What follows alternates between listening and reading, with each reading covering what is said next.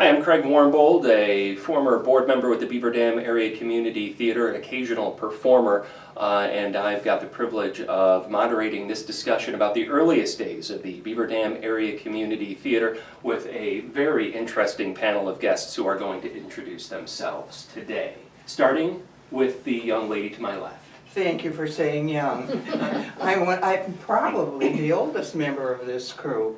I'm Muriel Harper. I live in Beaver Dam. I'm a former member of the board too, and I was in, not the first show, but we had just moved to Beaver Dam. I was in the second show that Beaver Dam performed. And we'll find out more about that in a little bit. Annette. I'm Annette Camps, co-founder of Beaver Dam Community Theater and a lifelong member, still active today. I have directed and done just about every job except the tech end for community theater. John. I'm John McKinstry. I've been a part of the Beaver Dam Community Theater since its conception, referring to the day that Annette Camps came into McKinstry's Home Furnishings and asked me if I would be interested in starting a community theater. And I thought, great idea, and we did that. You did. I'm Roger Van Garen. I'm a charter member of community theater. I've been on stage a number of times. I've done all kinds of backstage jobs, set designs, set decoration. I've never done sound or lights, but I've been active with this group ever since its first day. I'm Marilyn Van Garen. I was delighted when Annette called us in 1964 and asked us to attend a meeting at the old YMCA. We met that May and we began to discuss the possibility of a community theater. We've been active ever since. Again, we are going to be looking at the inception of the Beaver Dam Area Community Theater from the beginning for about the first 10 or so years. Set the stage for us, if you would. John? The conception of it was when Annette came into McKinstry's Home Furnishings and asked me if I would be interested in starting a community theater, and of course I said yes. But looking back, I think I did a few programs. I was assistant director, which really means nothing, with Chuck Helfert, who directed Harvey, our first play. And what I remember very strongly is when we were having tryouts. The tryouts were a disaster because it was my feeling that the lead of Harvey had to be just the best and the most outstanding because it would be establishing the foundation of the community theater. Would we get off to a really great start? And that's what we wanted. We didn't want to not make a good impression on that first round. So the disastrous tryouts, and I said to Chuck, I have a friend that would probably be interested in reading and trying out. If you wouldn't mind going to his house and we'll interview him and he can read. So I had in mind David Proctor, who was at that time an English professor at Wayland and known for a tremendous dry humor and a great sense of comical timing. He was an outstanding artist. So we went to see him, and David was at his best behavior, entertaining and doing all the crazy things he did when you spoke to him. And after about 15 minutes of that, I said to Chuck, well, maybe David should read now and we'll go home. And he said, David doesn't have to read, he's got the role if he wants it. And that put us on a very strong foundation for a good start. Yes, David was very, very popular in the community, well thought of for many things in addition to his humor. I want to take a step back a little bit further. The actual instigation or inspiration for community theater came from two young men who Chuck Helfert and Tom Spellman, who came to my door after I had, so to speak, retired from teaching. I was beginning a family, and I had mentioned at school when I was teaching that I would like to see Beaver Dam have a community theater. Well, they went off to college and came back after their freshman year and said, "We haven't forgotten what you said. We would like to do that." So Chuck was willing to direct. It would be a great experience for him. And then the wheels began to move, and I went to McKinstry's.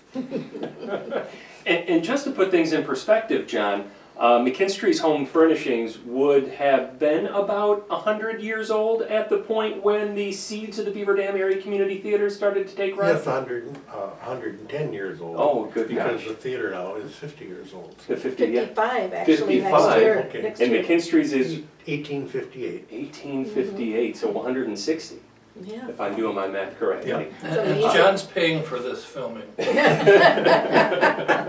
But when you do all that math, you're talking about just these two entities in Beaver Dam, over 200 years of presence here, and they have this connection at the very beginning. Exactly. Getting the ball rolling for this community theater building, which now as we record this is on the precipice of opening in its new location on Maple Avenue. And we're wanting to take a look back in those earliest days and talk about the cast of that first show. Now, the first show was Harvey. Tell us about Harvey. Who was in the cast? Who was behind the scenes? How did it come about? What more can you tell us? Can you elaborate a little bit? Now, Muriel and Roger, you guys were both in. No, we were in the second show Second show. together. I was in the first show. You were in the first show. Yeah. Okay, Marilyn. No, I was Okay. not. All You're right. gonna tell them There's where a we different were, story Marilyn? there. A different production. Of Harvey. No. Okay. You had a different first production. Yeah. Yes. Okay. We'll talk about the first production first. Annette and John, were you guys in the first production? No. Okay. Marilyn is referring to a totally different kind of production. She and I were both in the hospital having babies. Well, that's not in the script. No. But it made the front page of the Daily Citizen.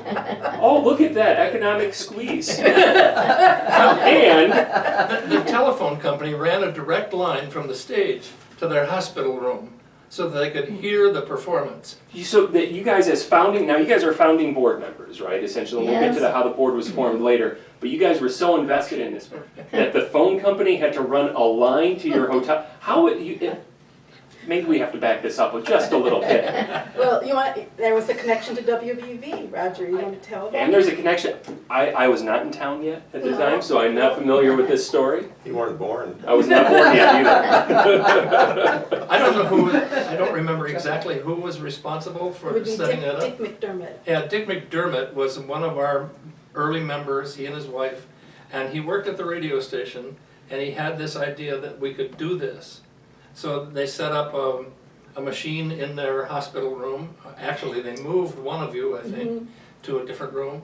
And then they ran this line directly from the stage to their hospital room so that they could listen to us do that first performance. Because your wife said to you, what? I am going to listen to this and you're going to figure out how? Is that essentially what happened? No, I had nothing to do with that. How did it come about that this was even something, Annette, did you push for this? No, it was Dick McDermott's idea. Just all He was Dick McDermott? very ingenious and Okay. innovative about things. He was a real prize for us to have at the beginning of everything. Because he sensed that you guys would want to be part of this first I performance. think that's the way I remember it, Marilyn. Do you? Exactly. How?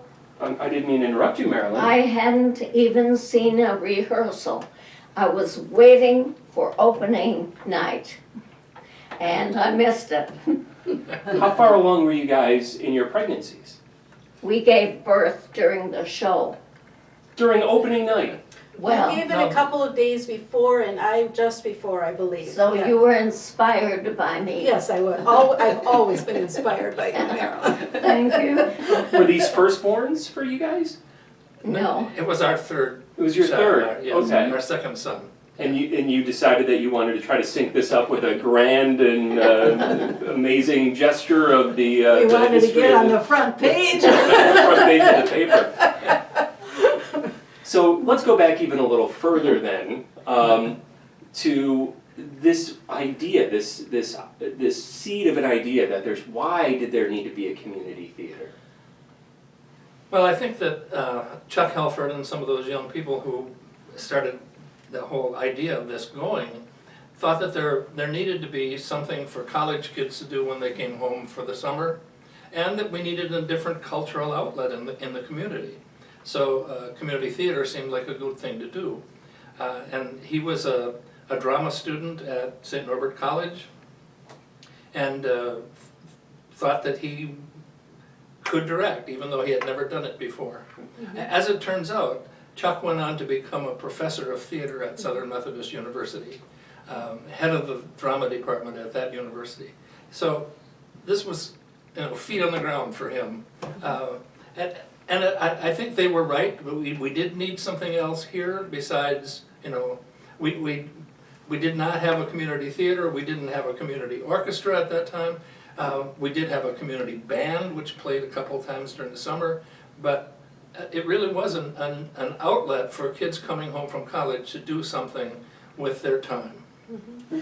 And I should add that John was the assistant director for Harvey, and I totally agree about that, but I think we realized eventually, even with the turnout at the YMCA, that it was something the adults were looking for too.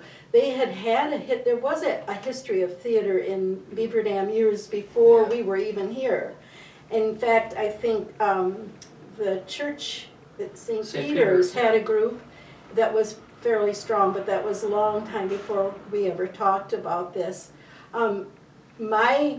My inspiration for it was not only for kids, but when I was a kid, just like Chuck, I was really interested in drama and active in high school, and the Attic Theater was in Appleton, which was like very near my hometown in New London, and it was kind of semi-professional kind of community theater, and I was just dying to be able to go there. It was only like 20 minutes away, but in those days that wasn't possible.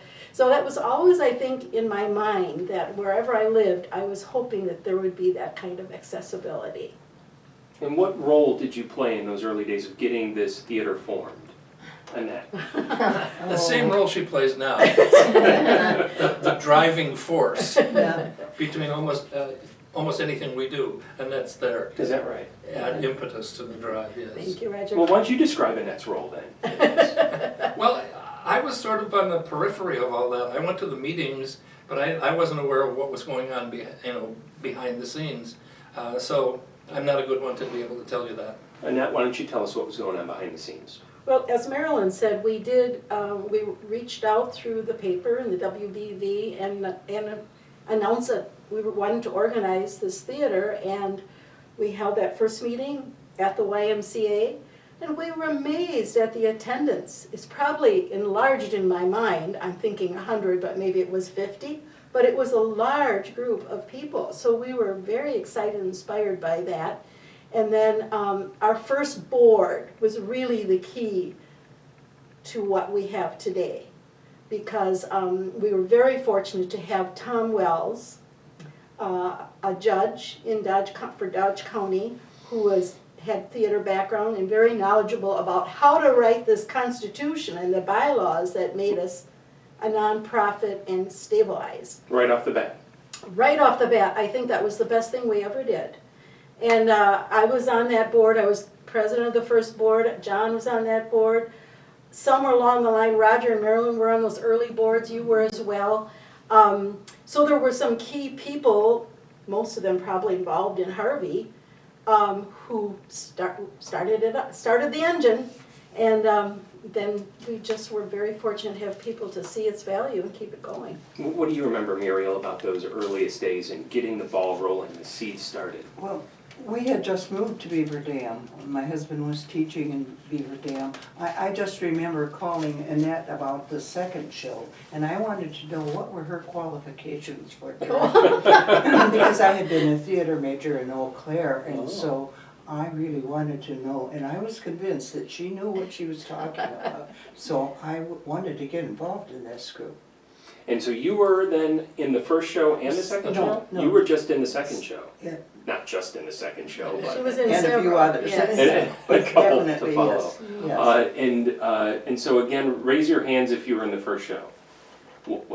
Roger, I was. you were, what role did, now this is Harvey that we're Yes. talking. I played the young psychiatrist Okay.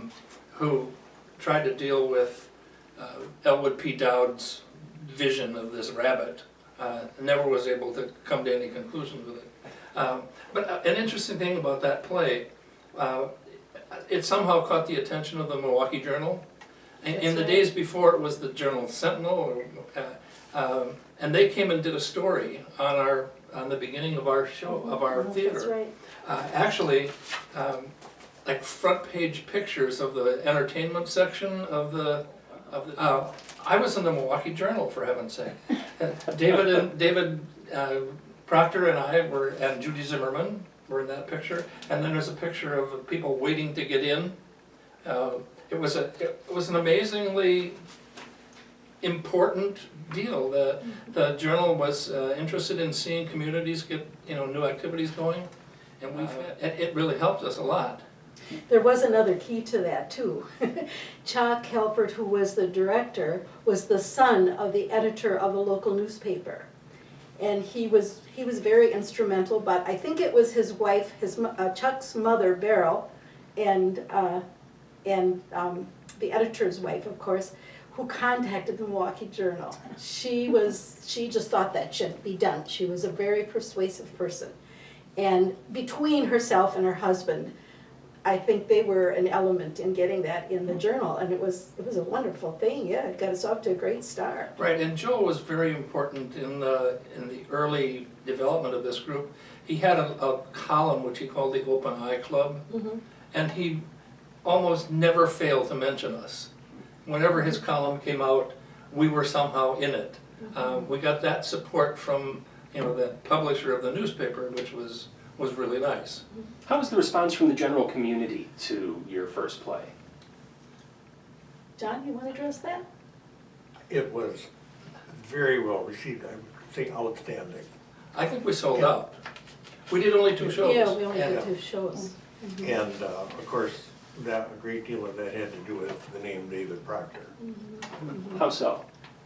He was very well known in the community, a talented actor, great comedic timing, and Very loved. he just would walk out on the stage and the house would come down. That's true.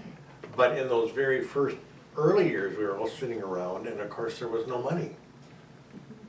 So let's really go back.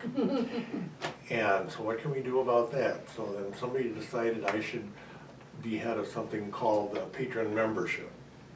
That's right. So I went out and talked to a couple of my friends who said sure. And then I started recruiting to the point that when I'd walk down Main Street, I'd be over here and everybody else would run to the other side of the street. And so I thought, we gotta do something other than this. We've gotta sell some tickets. And in conjunction with selling tickets, I had my mother and dad have a cocktail party. And I hit all the guests and they were very generous. And that all helped. It did. Now, we're not talking great deal of money here, but at least we had money to pay for programs and printing tickets and all of those things. And this is for the first production. Before Harvey ever even hit the stage, you needed to finance it. Oh, yes, Well, yes. yeah, and we didn't really think about that too much. We said, let's just go for it. We trusted that we would sell tickets because we spent money we didn't have. Right, And you John? did sell tickets. Except for the patrons that John found, and we did, actually, I researched, and I think it'd be really interesting, I have the names of the first patrons you recruited for Harvey. Oh, okay. And some of them don't, all the banks, there were several, the First National, Kirsch Foundry, WBEB, Mr. and Mrs. John Pfeffer, John's parents, B. and Randall McKinstry, Dr. and Mrs. Howard Bailey, Mr. and Mrs. Strub, Laura Seafelt, Mary Ann Seipel, the American National Bank, Wells and Boyle Attorneys, the Century Store, which sold our tickets, Matlin's, Hickey Real Estate, Janchek Aluminum and Glass, and Farmer State Bank. That's what we had for our first patrons. Some of those do not exist anymore, or many of them. Well, I would say most everybody's dead from Yeah, that. exactly. That's true. You had Harvey in, what was the name of the theater? If you show that picture Oh, yeah. again, if Yeah, you would. It was called the Wisconsin Theater, and it was the movie theater. Mhm. And those people who are familiar with the movie theater downtown now, the Rogers, might not be able to recognize the theater the way it was when we were there. It was just a one building, and it had a main floor and a balcony. And then after the Rogers bought it, they split the theater in half this way and made what was the balcony a theater and the downstairs a theater. But when we were performing there, it was about a 500-seat theater with a main floor and a balcony. Unfortunately, we were performing in front of a CinemaScope screen that left only about a 6-foot stage. So you can't perform a show on a 6-foot stage. So a group of our carpenters, some wonderful, hardworking men, created a portable stage that we could take down there and put over the first 2 rows of seats. And that became our theater. We had no curtains, we had very few lights, but we had this amazing group of guys who were willing to go in there at midnight and put it up. It was incredible the first couple of years. And they went at midnight because, Well, they had to come in after the movie was done for the evening, and then we had to have the stage ready so that they could rehearse on it in the morning, on a Saturday morning. And then when the rehearsal was done, we had to take it all apart again and move it out so that they could do the matinee, Saturday matinee, and the Saturday night shows. And then the next week we'd have to come back and do it again. But we had to come in at midnight to do that. wow. And we owe a lot to the Fletcher truck. Absolutely. Jim Fletcher loaned us his truck, and we never would have gotten along without it. So did you perform at other venues other than the former Wisconsin, now Rogers Theater? Not in the first 10 years. Not in the first 10 years. That was the main you were setting up, taking down, setting up, taking down for every show. Right. And a lot of the people who were involved in that setting up and taking down were also in the shows. Mhm. You know, they'd work from midnight till 7 in the morning, and then they'd rehearse, and then they'd take the stage down. You know, it was like a 24-hour job to be in some of those early shows. It was incredible. And the backstage was no picnic.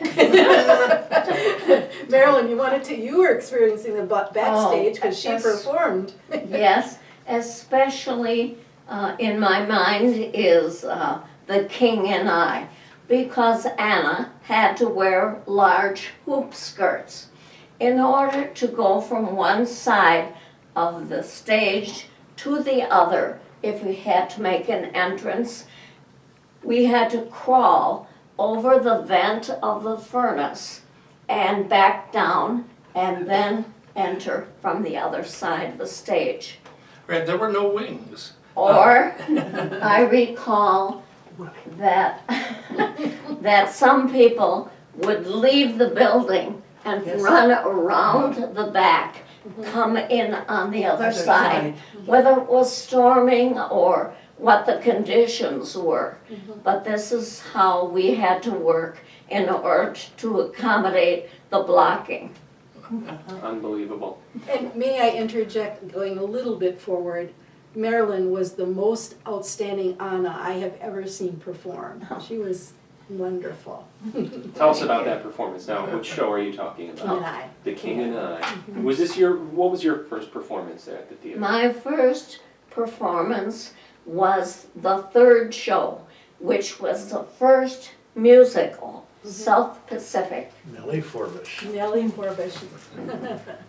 Give us some insight into how the plays were selected back then. You had Harvey as the first show, Arsenic and Old Lace is the second show, South Pacific is the first musical, the third show at the theater. Who's making the decisions? Is this a board of directors decision? Is it a personal preference? Who's behind the decision making with play selection?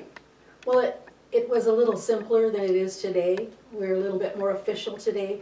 But at that point in time, it was pretty much a director who would like to direct a show and went to the board and asked for permission to do that. Who directed South Pacific? David Proctor. Oh, another Proctor production here. Tell us about South Pacific, Marilyn. South Pacific has always been one of my favorite shows. I have done the role in 3 different venues with 3 different organizations.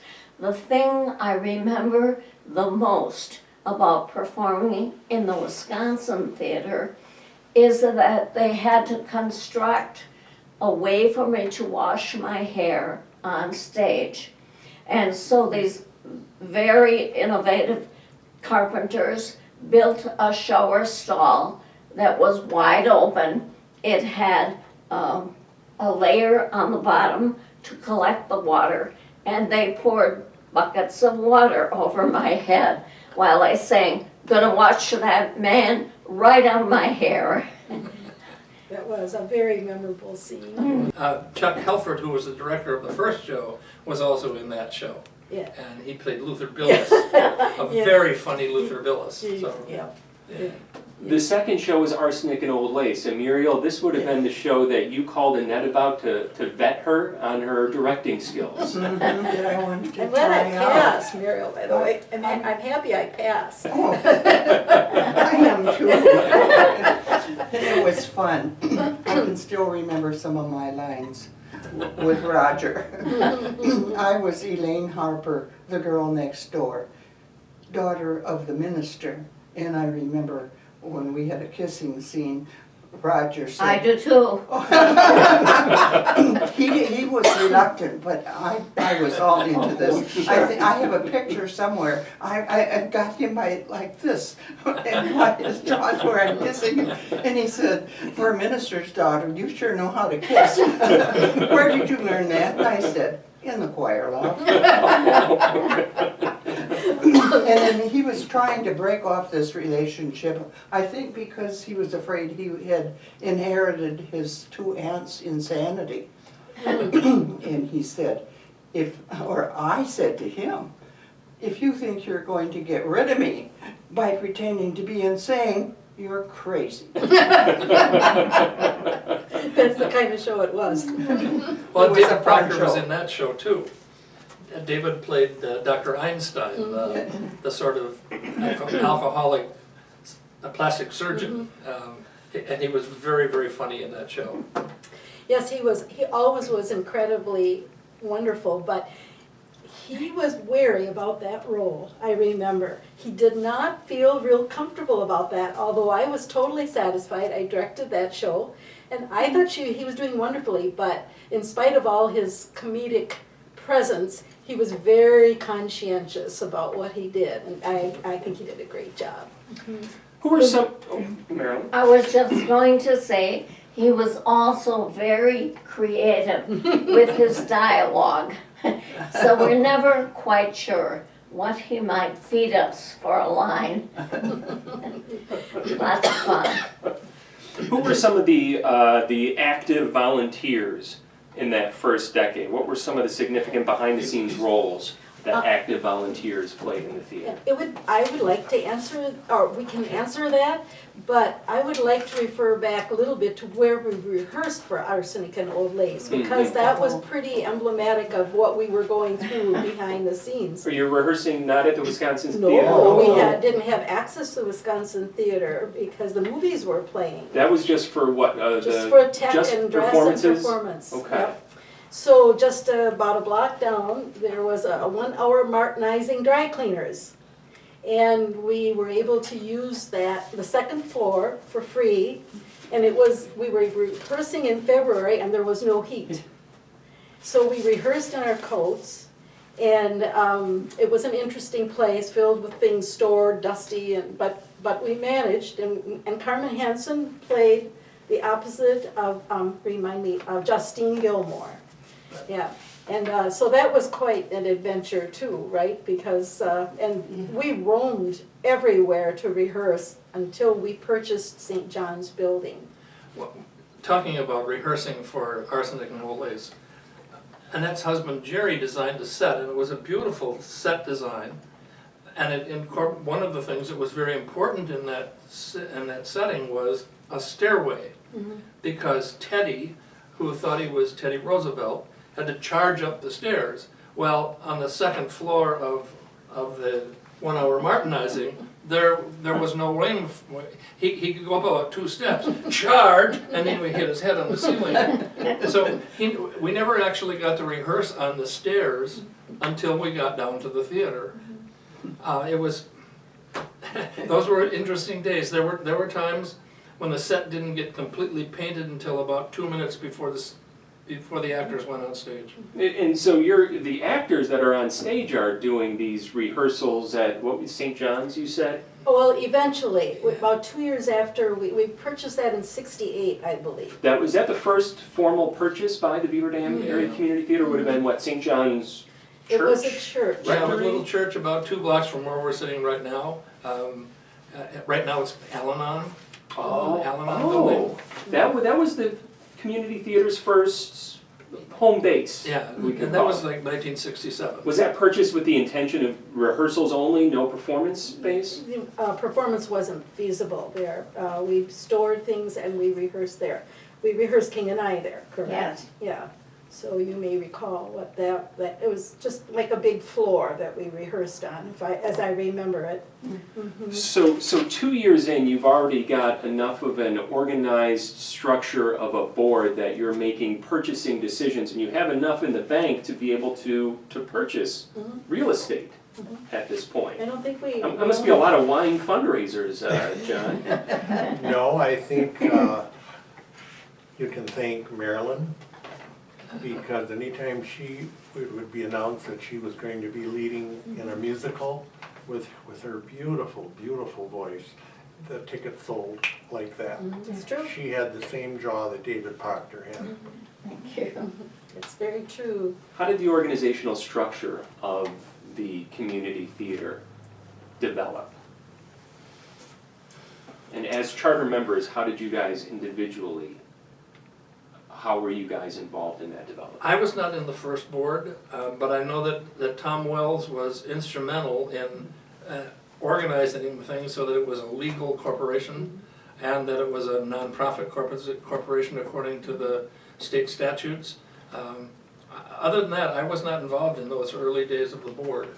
Both Marilyn and Roger were presidents at one time, probably more than once. Yes. And it evolved, I think, as the need arose, basically. We developed a very detailed handbook because we were working with many people who had never done theater at all, or who were not familiar with the basic structure of what a producer is, what a stage manager is, and so on. And so it was a total learning as you go experience. But we did put together a handbook to help people understand all the details, the organizational details, and some of the aesthetics involved. And that handbook has been revised many times over the years, but the core of it, I think, is still in the current one. We didn't have a managing director until the last 20 years. Before that, the board were the managers. I need to correct Annette. Oh. That doesn't happen very often. She used the term "we developed" a guideline or a book. There was no we, it was Annette. She was the only one smart enough to be able to do that. That's not true. You're being very kind. The rest of you had to, and that, at whatever point you guys jumped on, you had to notice that there had to be some successes to this early on that allowed you to have that next production, that allowed you to buy real estate. When did you guys start to get a sense that this is something that could be sustaining, that this is something that could go, that is more than one musical and a couple plays at the local theater? When did this start to become something maybe bigger? Or did you always envision this from the beginning, that it would be something that could be sustaining? I think we were just too stubborn to let it die. You know, this was so something hard. that was so important to all of us that we were not going to let it die. And so here we are 54 years later, or 55 years later, and about to move into a brand-new theater. I don't think that there's a community theater in the state that's any more well-established than we are. Or vibrant. Yes, I agree. I think right from the beginning, we were very optimistic because no matter what merchant we asked to help us, we always got a yes. I have to mention the Loafs. Virgil and Pat Loaf ran a dry cleaning service right next to our new building. And they were more than happy to clean all of our costumes. That's right. They donated time. They were very interested. And I have to say, our audiences were great. What more do you need than that kind of support to get you going? I agree. I think we felt well, theater in itself has great community spirit, and it spreads. It's both ways, I think. And we were fortunate to have quite a representation of people from the community involved right from the very first. Yeah, but it was basically built on faith, I think, like you alluded to. Maybe this is the time to just refer back to, because you're asking how it sustained itself. The review kind of reflected how the community was responding. For Harvey, the play moved smoothly and quickly, which showed attention to detail by the production crew, long hours of rehearsal, and care and enthusiasm for all involved on stage and off. The production staff is to be especially commended for the professional job despite the handicap of small working space. It was gratifying to read in the program how many Beaver Dam area citizens and families participated in some phase of the production. Beaver Dam owes them warm appreciation. This first presentation was a very encouraging start for the Beaver Dam Community Theater Incorporated. Perhaps the best aspect of the whole thing was that the cast and staff seemed to enjoy doing the play as much as the audience enjoyed seeing it. I think that pretty much says it. And we still have that feeling today. And that's from the... Harvey, from Harvey. From the Daily Citizen? No, well, it was written for the Daily Citizen. It was sent to John, but I don't know who wrote it. Oh, I do. It Do you? was Joanne Wells' sister. Oh, that rings a bell, yeah. And published in the Daily Citizen. Right, 54 years ago, essentially. right. So we've talked about the first couple plays, we talked about the first musical. We're looking at the first 10 years here in this production. When you guys look at that 1964 to early 1970s era, what plays jump out to you? What plays bubble to the surface for you guys? I remember the pajama game. The Pajama Game. Thank Yeah. you. Marilyn directed that. It was one of my first directing projects, and I learned a lot. I had also directed the year before a straight play called The Gazebo. So those two directing opportunities were invaluable. I looked at performances from a lot of different perspectives, and as I say, it was a very educational process. It was a fun show. It was. It was. We did all the big musicals in those first 10 years. We did Oliver, did Music Man, Fiddler on the Roof. Bye Bye Birdie. Bye Bye Birdie. My The children were in that Fantastics. one. Yeah. Really, And how Wizard old of were they at the Oz. time? teenagers. They were young and so this would have teenagers. been before the Telltale Theater. Obviously, that didn't start until I the don't think we had 80s, Telltale in, did we? Tell- late 70s, It started in 74. 74. And Marilyn just mentioned Wizard of Oz. That was a main season production for community theater in 73. And that was directed by Melinda Quinlan, who was kind of a newcomer at that time. And she had the inspiration to start, I think a lot from that experience, because there were children involved in that show and a lot of children came to it. She was inspired to develop the Telltale Theater. And if I remember correctly, it was the Van Garen's son who came up with the name for Telltale Theater. No kidding. Yeah, our son Chris, Yes. he thought Telltale was a good name for the theater, and we submitted it, and it was accepted. Submitted, was there a process? Were you guys was looking a for little names? Is contest. that Yeah, what there it was was? a contest and Yeah. named the theater group, yeah. Well, you must be very proud. We were. And here it has held up this entire time, and I imagine it'll be a big focus of part 2 of our conversation, our retrospective, looking at the many years of the Beaver Dam Community Yes. Theater and its evolution.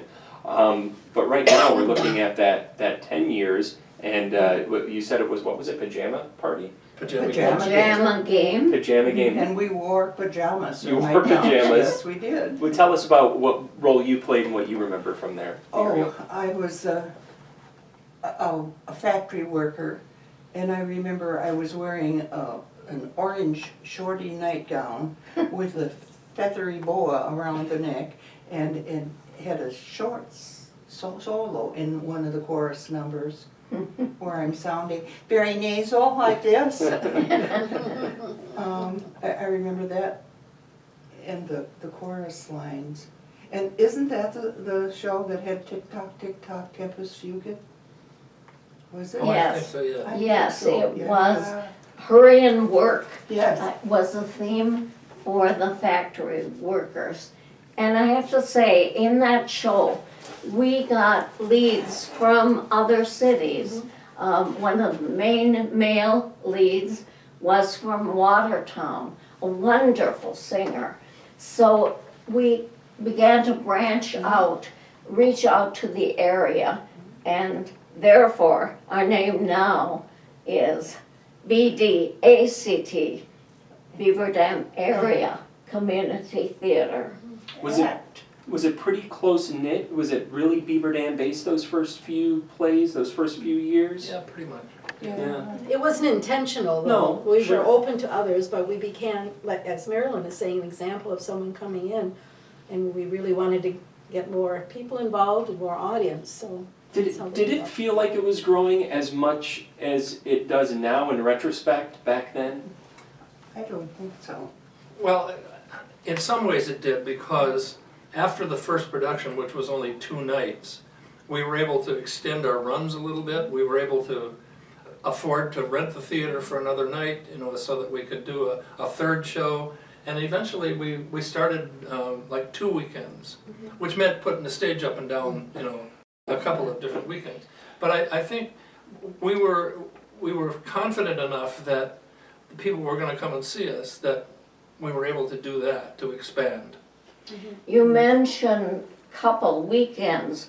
We also did a couple shows in one day, matinee Yes, we and did. evening That's show. right.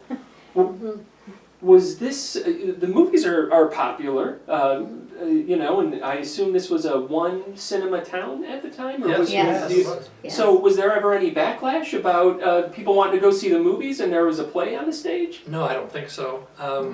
We never felt that anyway. No? So, And the numbers kept growing. yep. Great.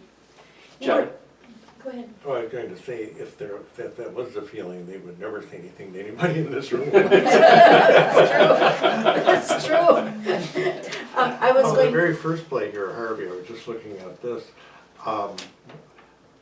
Peg Doring, you asked if we drew from around Oh, the yeah. town or around the county or the state, and Peg Doring was from Cambria. And Okay. she was just outstanding She was very in Harvey, and a very funny lady. And that's a heck of a drive. That wasn't Fox Lake. That's more than the next town Yes. over Yep. at that point. So the word had already gotten out before that first play.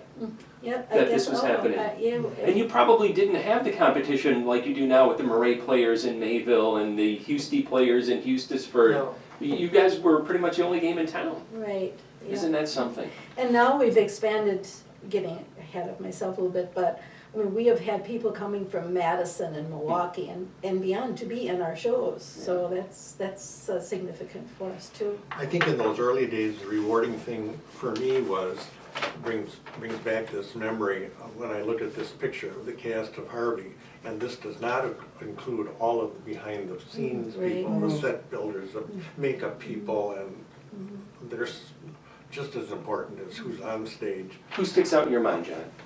Jerry Camps. Clayton Warden. Clayton Warden. Clayton Warden was one of our first carpenters. He helped us to build that stage platform that we put in front of the movie screen. There were a whole bunch of guys who worked tirelessly in order to do that. The Wallendales? Yeah. Yeah, it was an amazing group. Yeah. You're mentioning makeup made me think of The King and I.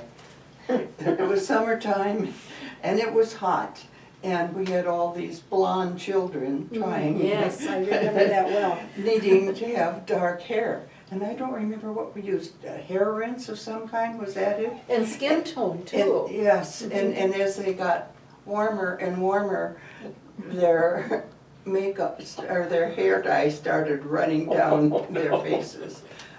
At that time, you directed, didn't you? Yes, and you starred. To show you I how was the in makeup. I'm sorry. To show you how the community got behind us, there were when we had big cast musicals, there wasn't a room in the theater for us, for all the performers and the backstage people.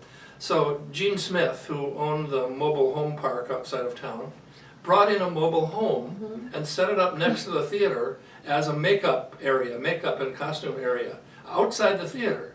But you had to go outside to go in there and change costume, then come back in around to the front and get into the theater that way.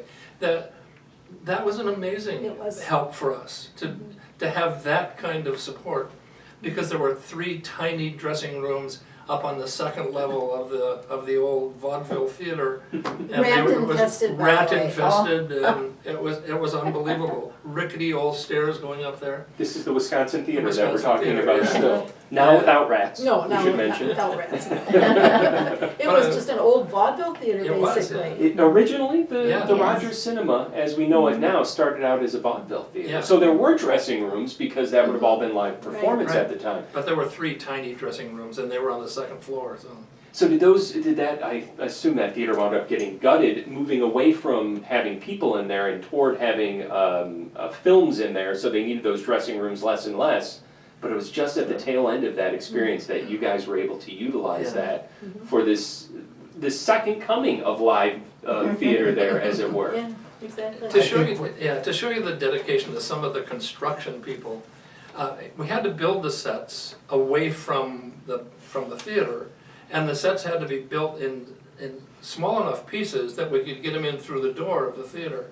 But occasionally somebody mismeasured or whatever, and there were times when we had to take the set pieces up over the railing of the outside fire escape and into the balcony door, and then drop them over the balcony down to the main floor so they could be set up on stage. You had to have a lot of dedicated people to do that. Wow. And ingenuity. Right. And for some reason, when we did Oliver, they decided to have the orchestra in the balcony.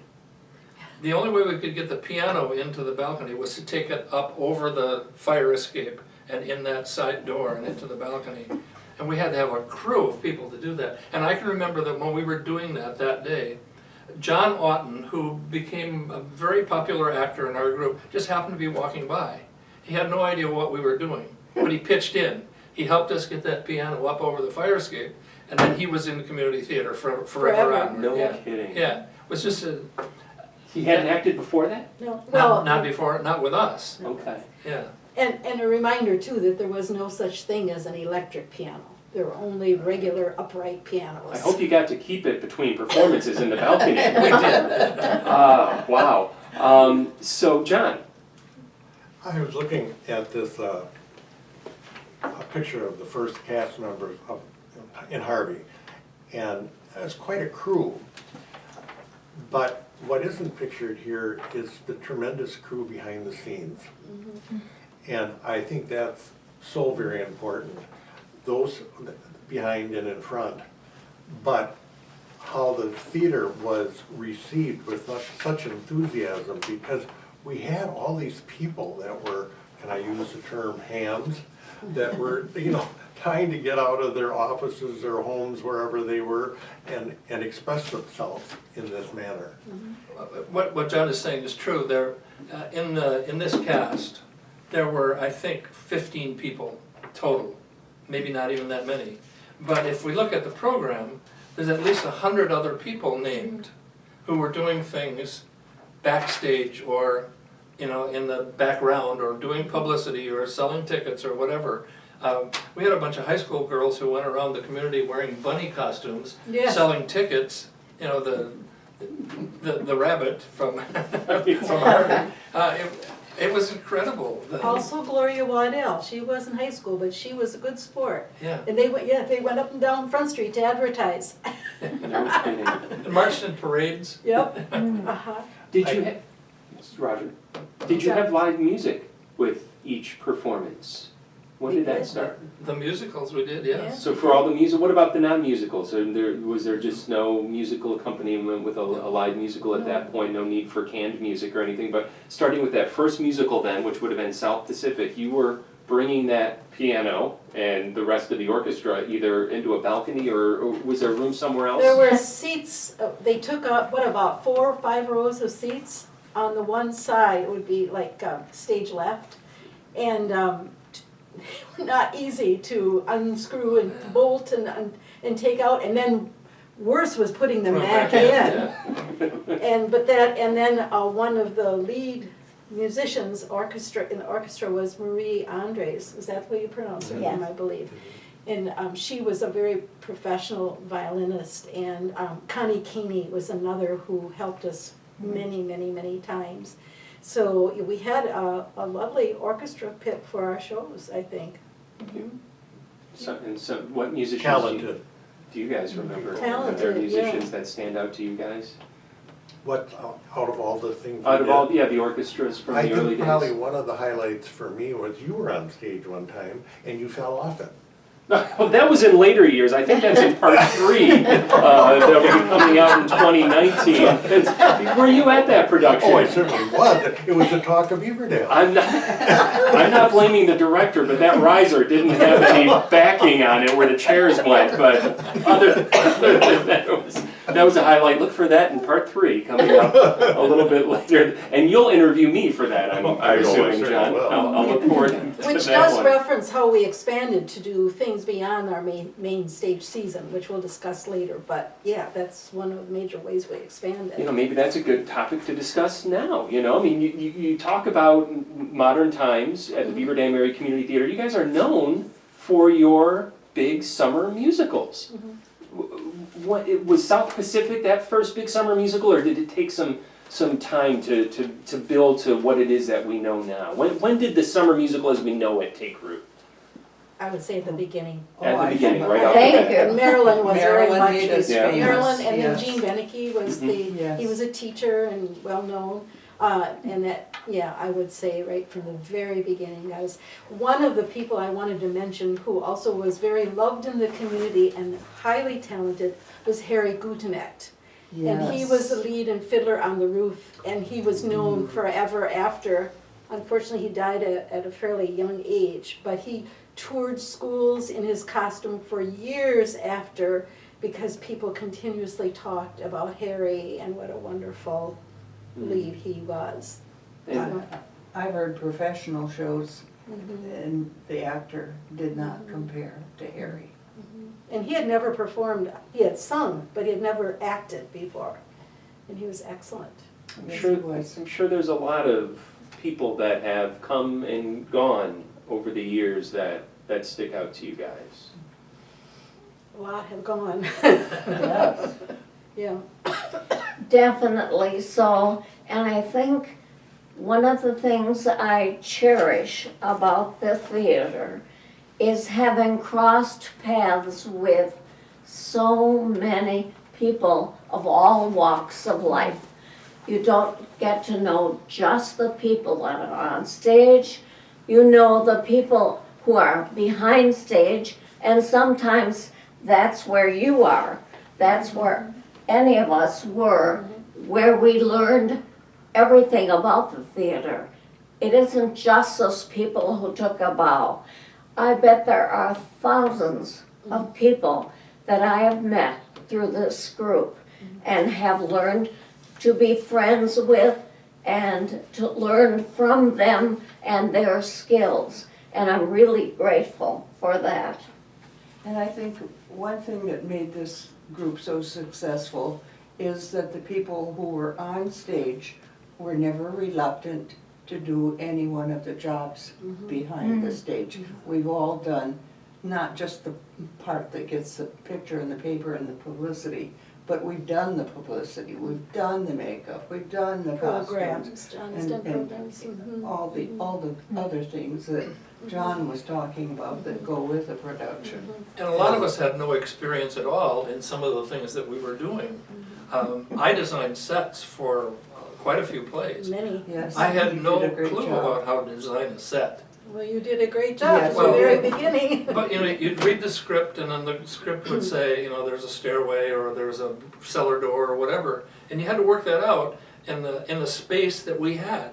You know, you couldn't necessarily copy a set design from a Broadway production and put it on our stage, because our stage was 13 feet deep and 16 feet high, and that was it. And we couldn't do anything else. So we learned by doing, we learned by asking questions, we learned by cooperating. Jerry was an amazing set designer. He helped me, I think I helped him. Yeah, you did. We painted together, those kinds of things. It was all learning by doing, and it was a wonderful education. John? Muriel, you had mentioned that, something to the effect that the same person would do very different roles, from maybe dramatic to comedy or whatever. And I always think of this, and I admire Marilyn Van Garen so much, because she did do these very beautiful Yes. musicals as, you know, Yes. in such glamorous roles and so on and so forth. And the next thing I knew, she tried out and she did Agnes Gooch in Auntie Mame. Yes. And there's not, She was Oh, amazing. that was beautiful. and just Yes, amazing. yes. Which underlines that you too were popular after the show and performed as Agnes Gooch in some other venues. It's a very funny story about that. Marilyn's parents came to see that show, and her father had never seen her perform on our stage. Her mother had been here, but her father had not. And at intermission, he said, "I thought you said Marilyn was in this show." He didn't recognize her as Agnes Gooch in the show.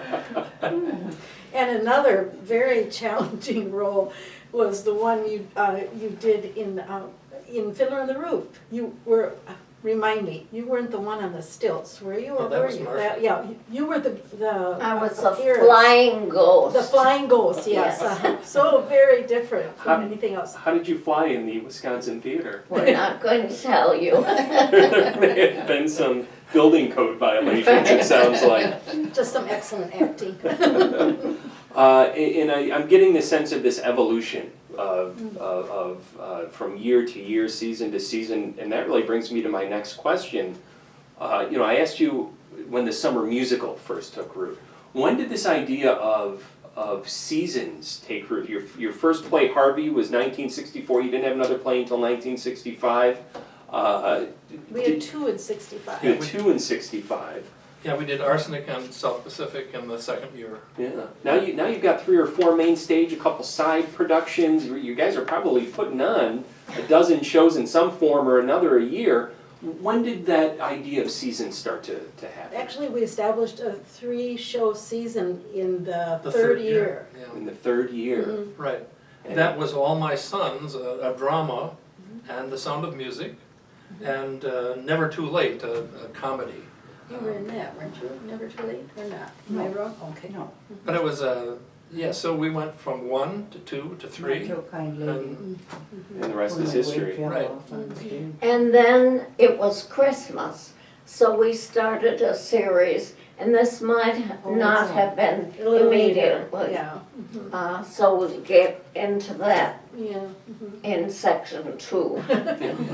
Stay tuned, more to come Right. on the But- continuing evolution. But I of think the that theater. is the key, because people are, we're drawing more people from different walks of life and interests and areas.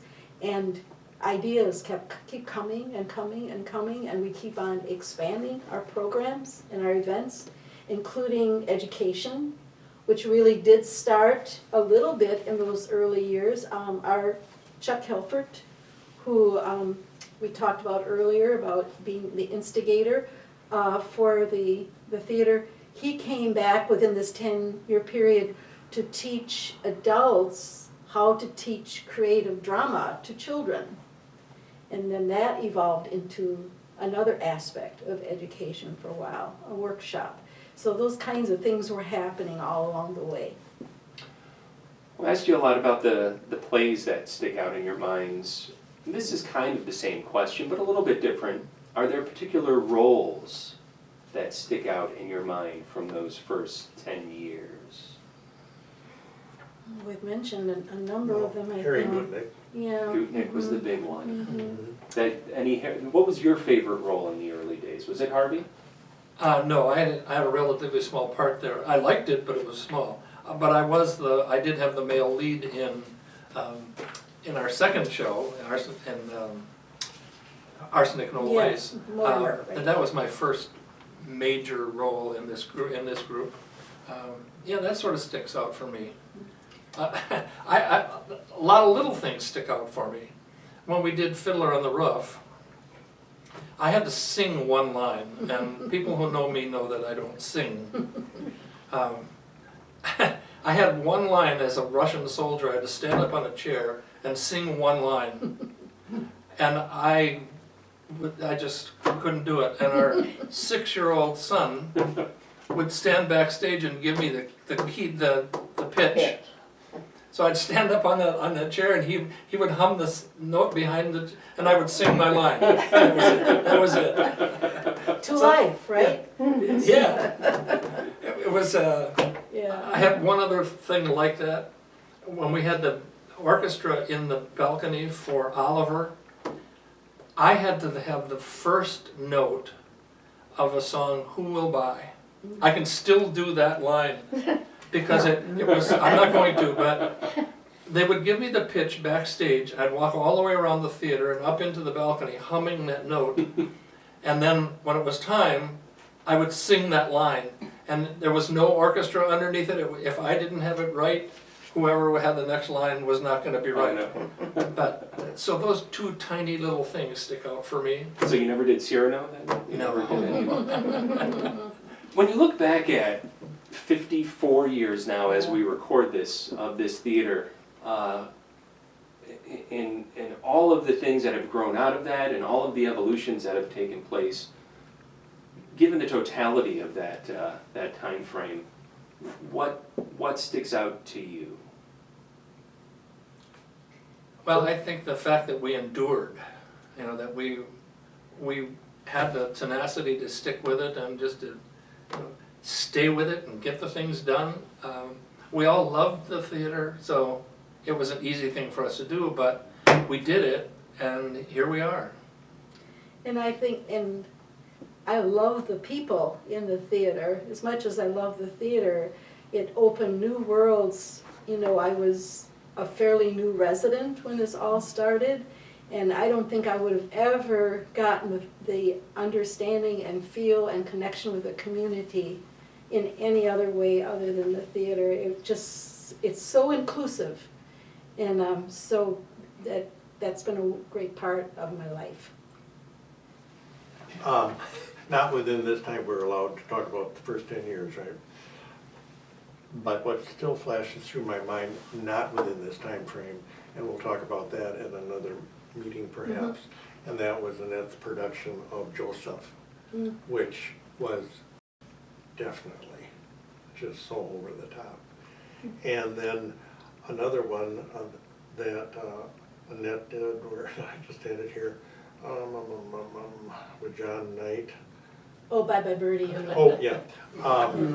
She directed Bye Bye Birdie and then dreamed up that the show could not go on without a real, actual motorcycle driving in the theater from the back and down the main aisle. We did it. Steve Nathine was Birdie, But what sticks in my mind is that Joanne Wells, who was the wife of Tom Wells, one of the leaders, she often was the prop girl. She liked that role.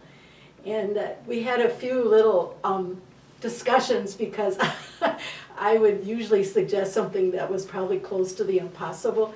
And I suggested that maybe we should have a few live chickens on Fiddler in the Roof. And she's, that's where I draw the line. I've done everything for you, but I'm not doing that.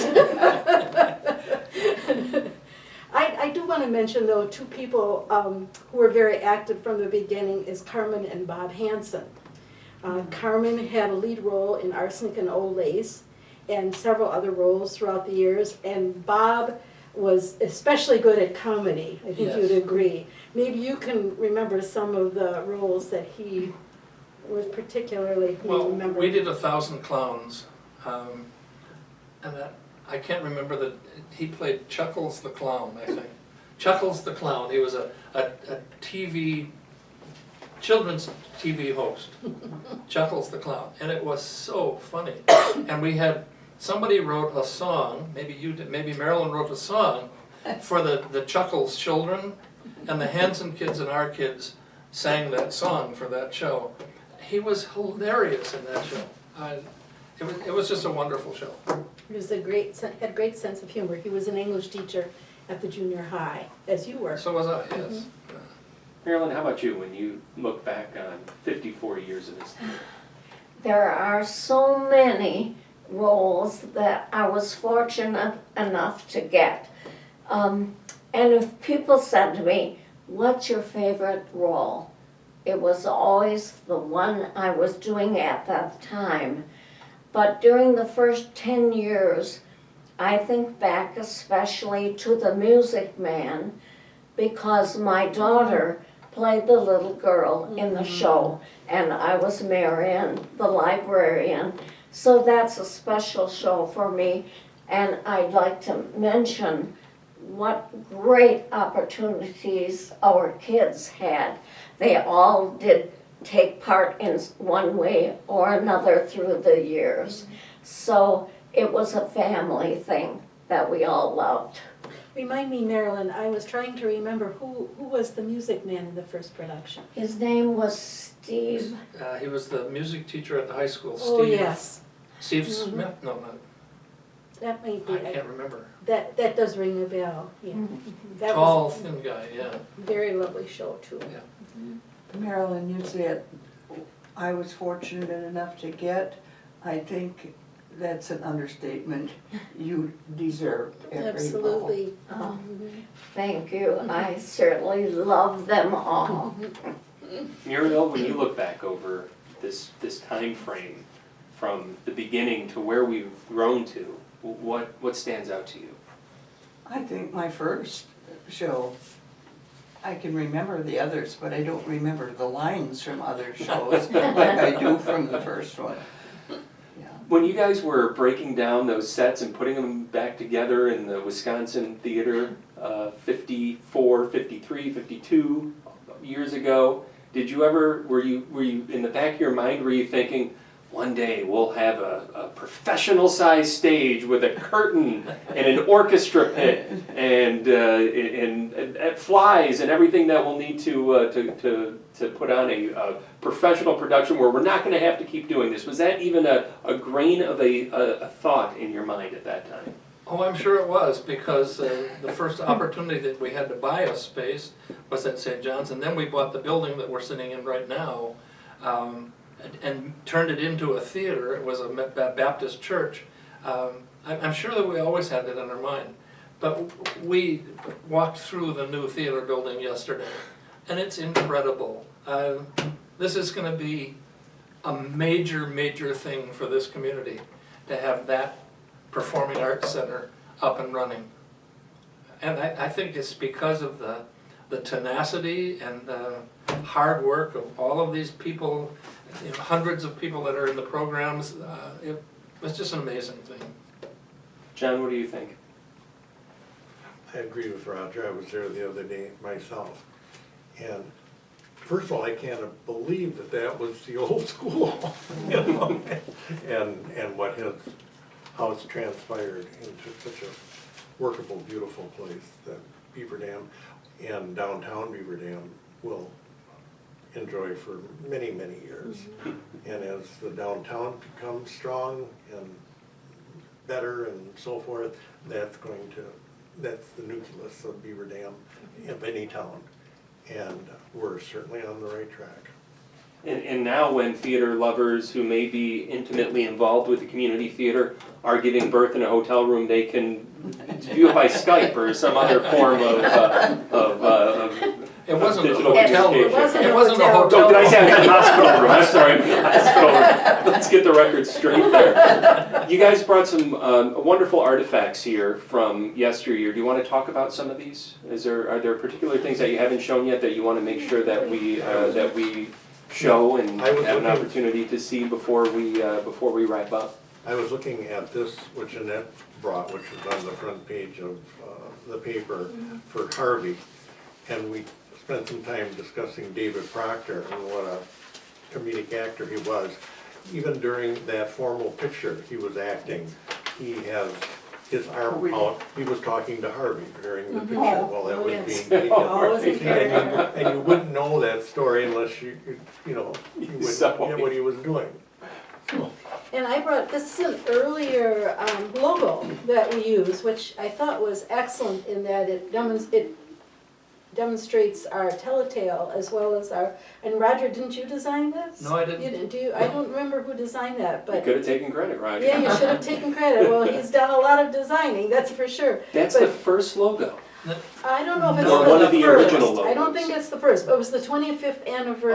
Oh, it says it right there, Yeah. 25th And we had some anniversary. really big anniversary celebrations, so. But that was one of the many, we've had maybe like 3, 4 different logos over the years. And there's a new logo There's a now new that one we've now. got a fine arts center. Yes. It's gonna be up on the wall on the outside, spectacular. What do you got there, Roger? Now, this is the article from the Milwaukee Journal from the opening of Harvey. And it's written by someone named Sandra Coda. It had been at least 25 years since the marquee of the Wisconsin Theater here carried the words "on stage."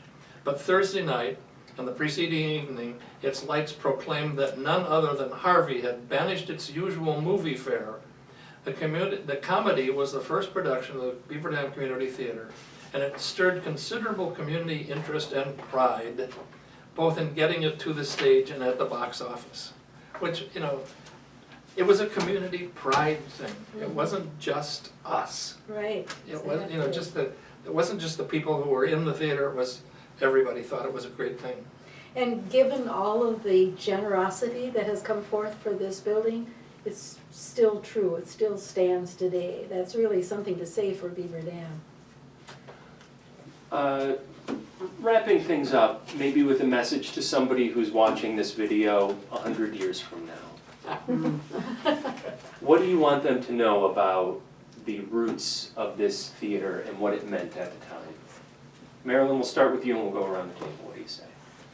Well, I think I've already said it meant unity, bringing together people from all walks of life, all different skills, and supporting the arts and bringing culture into Beaver Dam. I think the word community does it. Community theater is not just any theater, it's a community, and it took a community to do it.